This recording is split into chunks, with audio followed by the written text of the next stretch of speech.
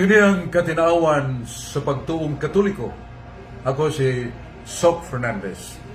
Niya si George, dunay pangutana. Dili ba gidili sa Dios ang pagsimba sa larawan o ribulto?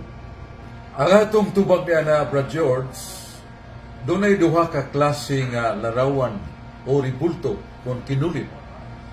Mabasa nato sa Deuteronomio Kapitulo 4, versikulo 23. Ningon ng Diyos, kunon sa man ang akong gidili, ayaw nagbuhata.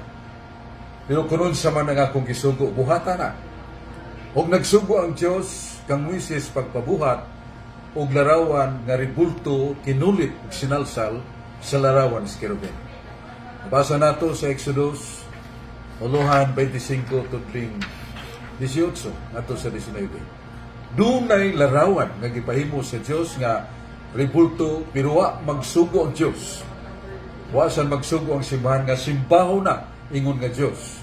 Pero gisugo sa Ginoo nga kana hatagan nato respeto ug pagtahon. Sa 1 Samuel 6:19 ang mga bitchimes. So sa kadapit dito si Hito ang balaang tabernakulo nga dunay duha ka larawan sa kerubin nga linilok gibugal-bugalan o gisilutan sa Dios.